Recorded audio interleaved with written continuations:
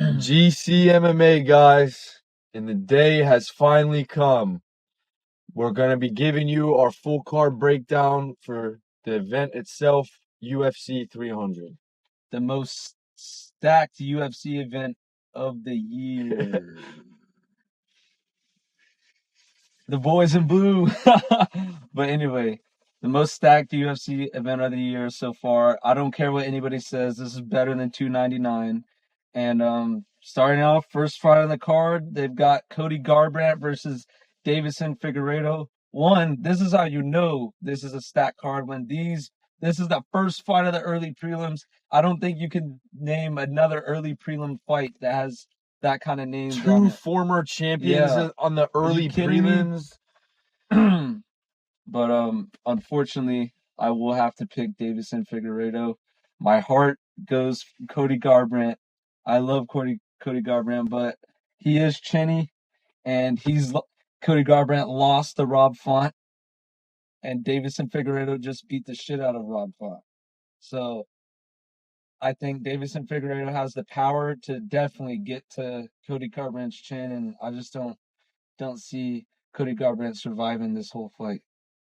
So, guys, this is one of the fights on the card where me and him don't agree, and just like some other fights on this card, what we're going to do is when we fade each other's picks, whoever got the most right out of the two of us with the ones that we faded is going to have to do some shit. We're going to figure it out. Yeah, it'll be in the end of this video. Yeah. If y'all have like an idea for us, just drop it in the comments. The loser has to do something. Yeah, it's a challenge. But with that being said, I'm going to have to go with Cody Garbrandt in this fight. It's kind of for the reason he said, like, my heart just tells me Cody Garbrandt in this situation. And, you know, I wasn't super impressed with Davison Figueiredo against Rob Font, to be honest. I mean, I think he should have finished that fight. Like, he's been on the way higher echelon of the sport than Rob Font has been. I know he was definitely up a weight class and it was his debut there, but he was a good job. It just wasn't enough to make me think that, oh, this guy's unbeatable. And the fact that he got rocked and stuff at 125 by Brandon Moreno, I definitely rate Cody Garbrandt as a much better and faster striker than Moreno. So I just think that Cody Garbrandt, he's back on a little bit of a winning streak. Yeah, it was Trevin Jones and Brian Kelleher. But, you know, he's feeling himself. He's coming in UFC 300, and I just think that because of that, it's going to give him the ability to, like, be more confident and throw shit on the feet. So this is my first fade of the card. I'm taking Cody Garbrandt. Yeah, it's going to be a fun fight regardless. You guys come back to the YouTube when we drop the reaction, and that's when you're going to see us really have something to say about that. But on to the next one. We've got Bobby Green versus Jim fucking Miller. I'm taking Jim Miller in this one. I'm taking Jim Miller in this as well. The thing is, if Bobby Green, you know, was coming off that knockout against Grant Dawson and he had like a good fight with Dan Hooker, I could actually probably be like, you know what, like Bobby Green, he's been showing out. He could definitely go ahead and give Jim Miller some problems. But I mean, guys, I just feel really bad for Bobby Green, to be honest. Like, This is no disrespect towards Bobby Green at all. I would never say some shit about him. Like, I really do respect him a lot. But after his last fight, I mean, he took 15 unanswered shots to the fucking head. They weren't even necessary. The ref fucking... Yeah, and that's not on Jalen Turner either. Like, the ref was like still like looking again. We need new refs. We need the refs to get retrained. But yeah, I feel bad for Bobby Green. I don't know that his chin is going to be the same. And Jim Miller, you know, he's been planning this shit for a while now. He's been saying, I remember like seeing 2 years ago that guy was talking about wanting to be on 300 because he was on 200 and 100. So he's definitely been preparing for this. I think in Jim Miller's mind, he knows that this is like his retirement fight if he goes out there and does this. So if I just think between leaving it all on the line, if I'm taking Jim Miller to leave it all on the line or Bobby Green to leave it all on the line, I'm definitely taking Jim Miller. I think he has more ways to win this fight. Yeah.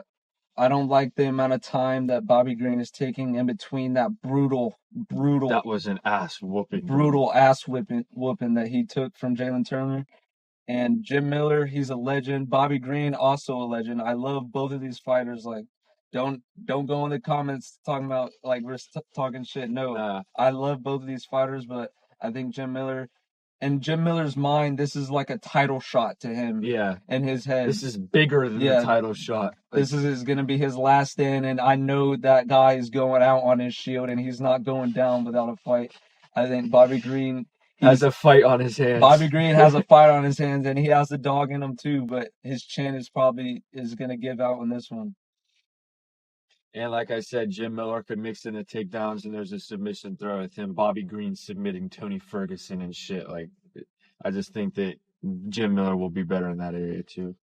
Next fight on the card is a women's fight. Jessica Andrade, Marina Rodriguez. For the sake of it being UFC 300, we'll pay our dues and we'll break down the entire card. I'm honestly gonna have to go with Marina Rodriguez in this fight.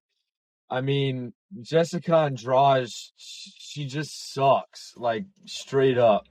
Jessica Andrade, she's beating the likes of Mackenzie Dern and shit like that. But before that, she was on a 3-fight skid. I just think that Marina Rodriguez, I get it. It was against the karate hottie Michelle Watterson Gomez or whatever the hell her name is. My God. But she beat the fuck out of the karate hottie. Yeah, I mean, Jessica Andrade is really only good if you're better technical fighter than she is, and she's not better than Marina Rodriguez. She kind of sucks. Mackenzie Dern has no striking whatsoever. And lasted 3 rounds in there. Yeah, so. Or 2 rounds, whatever the fuck it was. Either way, she got her ass kicked. Either way, it was after the first. That's besides the point. Let's move on. Yeah, before we get hung up on it for too long. We'll pay our dues, but we'll still try to make it painless. Next up, we've got Jalen Turner versus Renato Moicano. I'm going Renato Moicano in this one. I think he has momentum. And Jalen Turner, sure, he just got that brutal knockout, but Moicano has the fight in him. I don't think Moicano is going to get knocked out like that, honestly.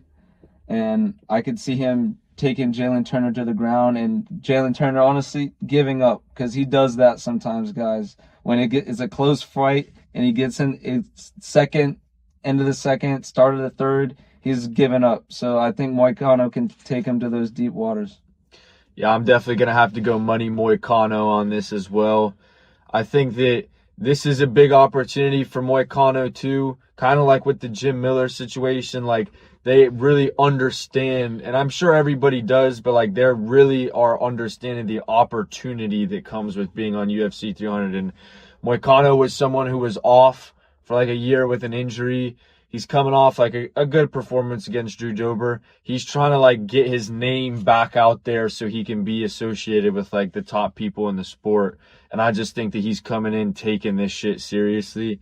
And there is a world where Jalen Turner could definitely get him. Like, Jalen Turner's a skilled fighter. You don't want to take anything away from him on that. But I just think that the grappling of Moicano is going to be pretty good. And his striking is getting better every fight too. So I'm definitely going to have to go with money Moicano in this. Definitely going to be an exciting fight. Next fight on the card, we've got Sodiq Yusuff versus Diego Lopez. And this is one of the locks of the card, Diego Lopez. That boy's coming out. Yes, sir. Diego Lopez is honestly like the perfect example of why I like the UFC. Just whenever you kind of feel like things are starting to get stale, like a fighter comes out of nowhere and just starts running shit and you become a fan of them.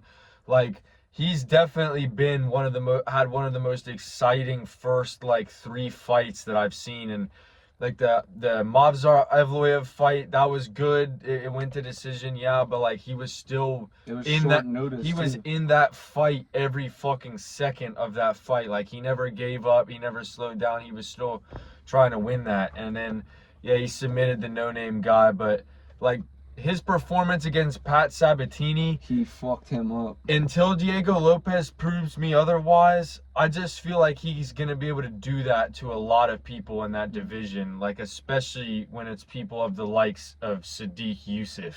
Yes. Who the fuck is picking Sadiq Yusuff? Sadiq Yusuff has never impressed me in his entire UFC career. Losing to Edson Barboza on a 5-round. Dude, Edson Barboza's got like fucking grandkids now. He's old as hell, and you had 5 rounds with him. Like, and he beat Bruce Leroy, the fucking Alex Caceres, and then Andre Feely. Those are like the guys I can even remember him fighting. And he went to decision grappling with Andre Feely, bro. It's like, come on. Diego Lopez is a Brazilian jiu-jitsu black belt, and he's proved that he has hands and he has power. I just don't like this matchup for Sadiq Yusuff. Yeah, anywhere the fight goes, Diego Lopez has the advantage, in my opinion.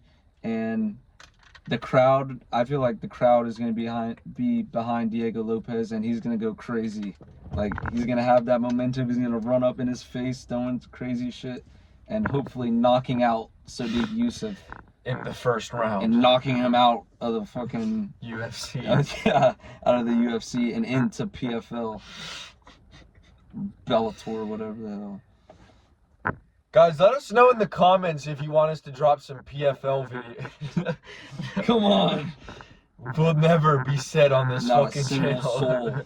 Yeah. All right, next up on the card, Holm, Kayla Harrison. Woo! Kayla Harrison. Bro, it's pretty ridiculous to think that some of the viewers' moms on this channel are younger than Holm at this point. And you're really gonna pick her to win a fucking fight? She's 42. I mean, look, you can't knock her really for trying to follow her dreams. She obviously still wants to be a fighter regardless of how old she is. But I mean, come on, at some point just give it up. Like, you're literally taking a spot on the greatest UFC event of all time just to go to decision one way or another. Come on. Holm, this isn't fucking 2011 or whatever. But she had kick knocked out Ronda Rousey. Yeah, this isn't like... If they use that in the promo for this fight, it's like, come on. 10, 12 years ago this happened. Oh. Yeah, before we get caught up on this fight, on to the next. We probably even shouldn't have brought that fight up. Like, up next, Calvin Cater, Aljamain Sterling. You go first, bro, because right. This one is a bit tricky. This one is one of the trickier fights on the card to predict. On one hand, you've got Aljamain Sterling coming off a knockout loss to the Sugar Show. And then we've got Calvin Cater coming off 2 losses and a 2-year break. But Aljamain, like, he's going to be undersized. Calvin Cater has good boxing. So if Aljamain can't get Calvin Cater down to the ground, then it's not going to be too good for Aljo. But I don't remember a time where Calvin Cater got destroyed by wrestling. But at the same time, has he fought a wrestler as good as Aljamain? So it's like, I wouldn't advise betting on this fight, but I'm taking Calvin Cater. I'm taking Calvin Cater too. Like, sure, I'll go ahead and give it to him. He was a world champion. He's a talented fighter, but I just don't fuck with Aljamain Sterling, to be honest with you. Like, I don't think I would be able to pick him in any matchup, like, even if I thought he was going to win, just because of the fact it's like, I've just never, like, the last finish he fucking got was TJ Dillashaw, whose arm got dislocated. Like, he's not really doing shit against anybody. Oh, but bro, come on, he submitted Corey Sandhagen 4 years ago. He's not running shit, and it's just like, I can't promote that type of a fighter against someone like Calvin Cater, who's actually proven that he gets his ass kicked sometimes, and he can kick someone else's ass. He like, stands in there and he delivers what needs to Yeah. happen. And I think this Saturday he's looking to come back and make a statement in front of the fans. Absolutely, Calvin Cater. Next fight, we've got Yuri Prochazka versus Alexander Rakic. And guys, this is like fucking the fruit in Eden at Yuri Prochazka at plus 100 odds. Are you kidding me? Guys, I've got to take Yuri Prochazka as the lock of this week. Yeah. I mean, there's a lot of great fighters on this card and a lot of guys that I like enough to pick to bet on. But Yuri Prochazka is getting a fucking layup out of Alexander Rakic. He hasn't fought in 2 years. When he was fighting, I never really rated him very much. I think his highest, he beat Anthony Thiago Santos, Anthony Smith. Decision. He lost to Jan. He lost a split decision to Volkan Ozdemir. And he lost a decision to Jan. It's like, guys, I get it.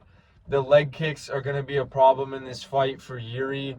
But I just feel like Yuri's got some shit to prove now, too, because he knows he made a dumb mistake in the Pereira fight. And, he was out for a while. He's got the cobwebs shaking and shit. He's back in.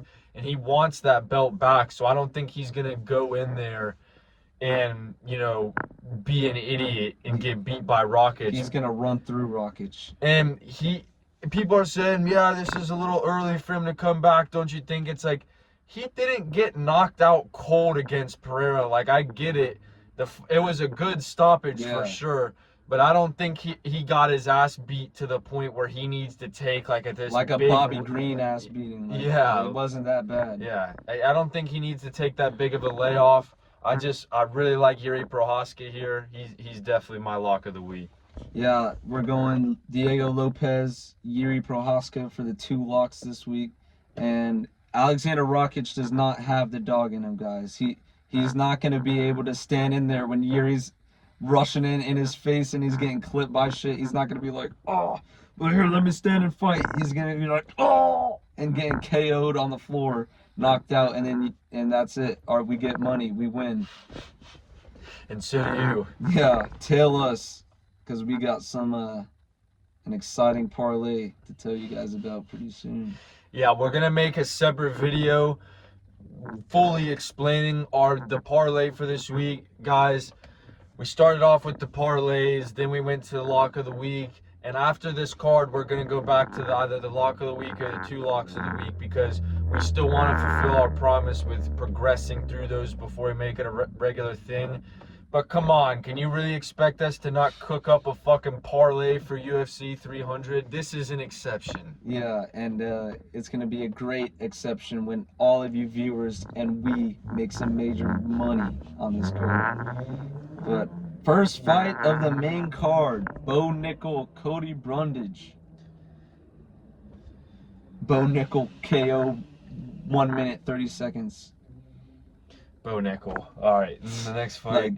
Don't even bet on that. The odds are too scuffed. And it's like, this is one of those fights where it's like you really don't even have anything interesting to say about it. It's like, talk about how good Bo Nickel is, talk about how much Cody Brundage sucks. And it's just like, on to the next. Charles Oliveira versus Arman Tsarukyan. I am so excited for this fight. This might be the fight I'm looking forward to the most, or at least top 2 on this card. This is gonna show if Charles Oliveira is gonna be sliding back for his title or not, because I know he had a good fight against Beneil Dariush, but so did Arman Tsarukyan, so it didn't really show which of the 2 is better at the moment. But I just think Charles Oliveira comes out and he catches Arman Tsarukyan and then submits him.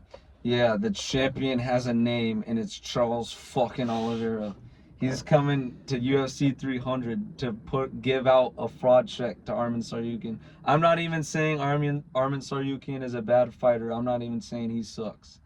I'm just I just feel like Charles Oliveira, this is the moment in his career where he has something to prove the most, and he's gonna stand on business and drop Arman Tsarukyan and submit him. This fight is going to be ridiculous. But yeah, just to reiterate my point, I just really feel like Charles Oliveira is going to be able to get the better of Tsarukyan. Because, yeah, like I said, he beat Beneil Dariush, but his fight before that, he got rocked by Joaquim Silva, who wasn't even fucking ranked, I don't believe. Yeah. So it's like they didn't really their last 5 fights have looked completely different than another. Like Charles Oliveira has been running that against people, and I just feel like, you know, if Tsarukyan is that good, we'll see it here, but I can't pick against Charles Oliveira. I never have. Yeah. We can't run that. Up next, we got the BMF title belt. We got Justin Gaethje versus Max Holloway. I'm taking Justin Gaethje in this one. I like how he's been developing his striking. Even this late into his career, he's still like doing new things and busting out head kick KOs over Dustin Poirier. Like, who the fuck thought that Yeah. Justin Gaethje had that shit in his toolbox? Yeah, like he has a lot of tools. His leg kicks are still as nasty as ever, and he has a major power advantage in this fight. Max Holloway has not fought somebody who hits as hard as Justin Gaethje, and I don't think like the way Max Holloway wins fights is by his volume, and he's not gonna be able to get that volume off when he's getting hooked in the fucking jaw, getting his legs kicked out from underneath him. So I've got Justin Gaethje in this one. Yeah, I just feel like I've seen a lot of people riding Max Holloway for this fight, and I can get why. He's coming off it was very, very, very nice to see Max Holloway get a finish his last fight against the Korean Zombie. Yeah. But I just think that Justin Gaethje, his power is just going to be too much. Like, Justin Gaethje hits harder than bad news.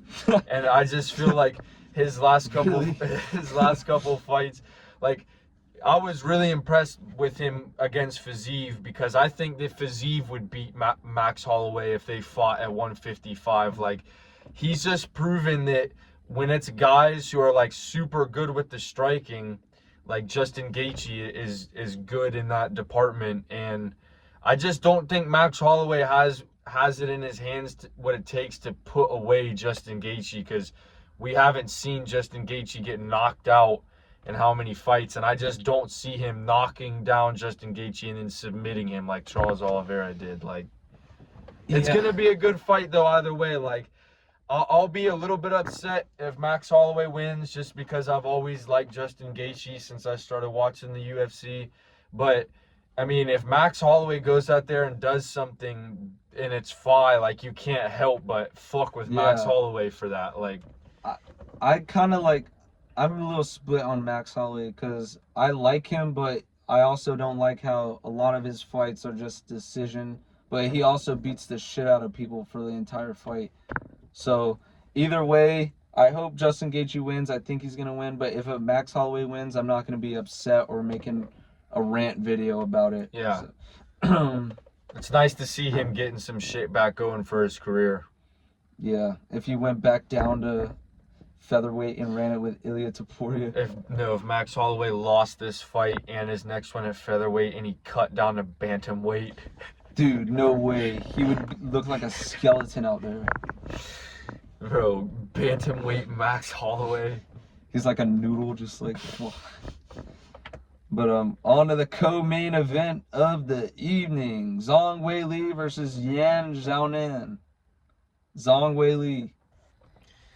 Gonna have to go Yang Weili too. I mean, there's not very much of a comprehensive reason for this other than that Yang Weili has impressed me more than Yan Xiaonan has. Like, her last win is coming off of Jessica Andrade. So, I mean, if that's what gets you a title shot and gets people to pick you in today's day and age of women's MMA, so be it. But I'm not falling for that. Yeah, Zhang Weili has at least proven to us that she can strike and do some shit in main event fights. But on to the main event of UFC 300. Now, this is another one of the fights on the card. The last fight on the card that we are fading each other. I am taking Alex Pereira, and let me tell you why. One, I think that Jamal Hill is not 100% for this fight. I think he just came off the surgery and recovering from his injury, his leg injury. What was it? Achilles injury, whatever the fuck. Shit. Something doing with your leg. And one of Alex Pereira's greatest weapons is the leg kick. And I think if he starts spamming that on Jamal Hill like he did to Yuri in their fight, you saw how much it affected Yuri in that fight.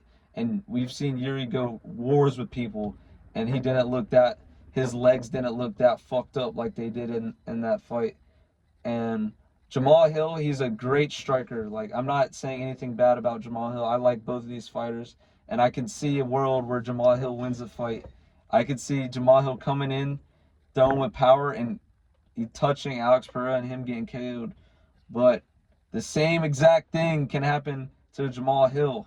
And I feel like Jamal Hill is in his own head, bro. Like, everything he's been posting on social media, like, he's super confident, and he's, like, getting pissed off. Not even confident, he's getting pissed off that people are doubting him. And so he's got a lot of pressure that he's put on his own shoulders going into this fight. But what do you think about this one? This is another fade of the card, guys. I'm gonna have to ride with Jamal Hill. I wasn't very popular, in my opinion, last time when I picked Yuri against Alex Pereira, and I just had to eat that shit. I was wrong about it.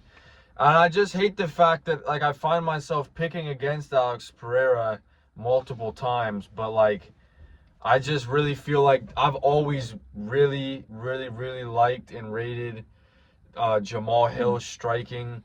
I get it, like, his best win was Thiago Santos, who sucked, and then he also went to war with Glover, but it's just, like, I feel like him coming in pissed off with all that emotion, it can definitely lead him to getting caught and knocked out.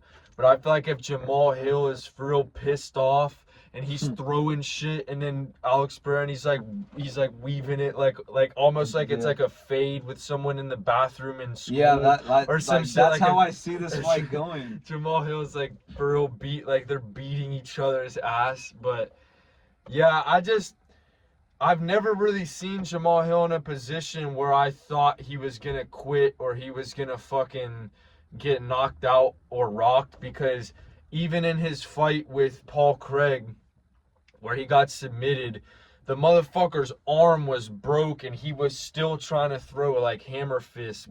If their arm is literally snapped and they're still trying to fucking fade, like, I just feel like he's going to put it all on the line in this fight, and I just really like Jamal Hill in this matchup. Yeah, I mean, one other thing I'll have to add about this fight is there's also, like, a side story kind of with Glover Teixeira. Like, Glover Teixeira is Alex Pereira's, like, head coach, and Alex Pereira respects him a lot. So you can also use that to say Alex Pereira might be coming into the fight looking to, like, get revenge and shit. Like, this is gonna be crazy. Yeah, these guys are both gonna be gassed up. Like, this is the fight I'm looking the most forward to. I know what I said about Charles Oliveira was top 2. This has to be the fight that I'm looking the most forward to. But yeah, so we faded each other twice. We don't have anything on the top of our mind right now in terms of what the punishment should be. Whenever me and our boy Peyton faded him on 299, we said the loser had to take a shot or shotgun a beer at whoever's choosing. But we can do something different this time. Yeah, and something crazier. If we come up with something later on in the week, we'll put it in a separate video. But let us know in the comments too, like, what is something, it can be as unrealistic as fucking possible. And that'll just make the odds that much, like... Yeah, add more stakes to it. So yeah, just let us know in the comments if you guys come up with anything that you think you would want to see us do as a challenge. Yeah. We're going to try to drop a few more videos this week, guys. Like we said, this is a pretty big card. We want to do some crazy shit for it. Good luck on Saturday. Stay safe. See ya. See y'all.